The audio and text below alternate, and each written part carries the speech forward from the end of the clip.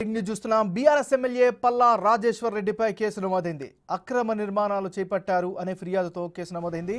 చెరువు కబ్జా చేసి ఎఫ్టీఎల్లో మెడికల్ కాలేజీ కట్టారని ఏఈ పరమేష్ ఫిర్యాదు మేరకు పోలీసులు దర్యాప్తు చేస్తున్నారు.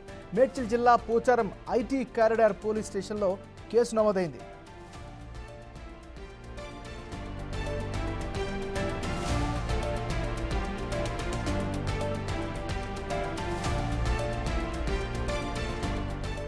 బీఆర్ఎస్ ఎమ్మెల్యే పల్లా రాజేశ్వర్ రెడ్డిపై కేసు నమోదైంది. అక్రమ నిర్మాణాలు చేపట్టారు అనే ఫిర్యాదుతో కేసు నమోదైంది.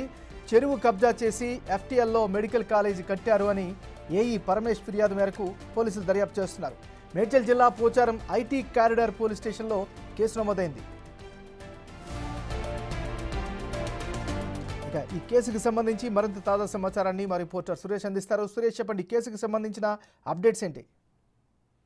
పల్లా రాజేశ్వర్ రెడ్డి యూనివర్సిటీలో ఆయనకు సంబంధించి కొన్ని నిర్మాణాలు జరుగుతున్నాయని చెప్పేసి ఇరిగేషన్ అధికారులకి ఫిర్యాదు చేయడంతో ఇరిగేషన్ అధికారులు అక్కడికి విజిట్ చేసి బఫర్ జోన్ లో కాలేజీకి సంబంధించిన నిర్మాణాలు చేపట్టారని చెప్పేసి కూడా గుర్తించడం జరిగింది. దీనిపైనే పల్లా రాజేశ్వర్ రెడ్డితో పాటు ఆయన యూనివర్సిటీ పైన ఇరిగేషన్ ఈ ఎగ్జిక్యూటివ్ ఇంజనీర్ పరమేష్ కంప్లైంట్ ఇవ్వడంతోనే ఆయనపై కేసు నమోదు చేశారు పోలీసులు.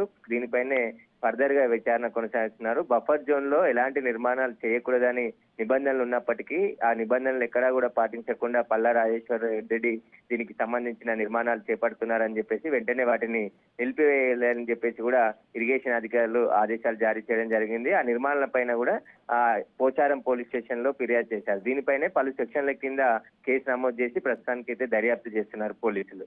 ఏమన్నారు? సో దీనికి సంబంధించి మరి ఏ విధంగా వెళ్ళే అవకాశం ఉంది? బీఆర్ఎస్ నుంచి ఎలాంటి కౌంటర్ వచ్చే అవకాశం ఉంది?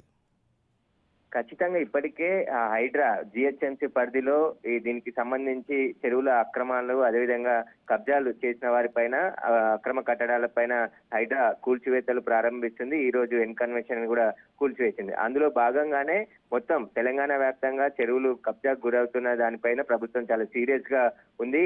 కబ్జాలు చేసింది ఎవరైనా సరే వారిపైన చర్యలు తీసుకోవాలని చెప్పేసి స్పష్టమైన ఆదేశాలు ఉన్నాయి. కాబట్టి అందులో భాగంగానే ఇరిగేషన్ అధికారులకి సమాచారం రావడంతో ఏదైతే పల్లా రాజేశ్వర రెడ్డికి సంబంధించిన యూనివర్సిటీలో ప్రస్తుతం నిర్మాణాలు కొనసాగుతున్నాయని చెప్పేసి గుర్తించడం జరిగింది. ఆ నిర్మాణాలను వెంటనే నిలిపివేయాలని చెప్పేసి ఆదేశాలు ఇచ్చినప్పటికీ కూడా పట్టించుకోలేదు. దానితో భాగంగానే పోలీసులు కేసు నమోదు చేసి ఇప్పుడు దర్యాప్తు చేస్తున్నారు. ఇరిగేషన్ అధికారులు కూడా ఎలాంటి చర్యలు తీసుకోబోతున్నారు అనేది కూడా త్వరలో తెలుస్తుంది. ఏమన్నా?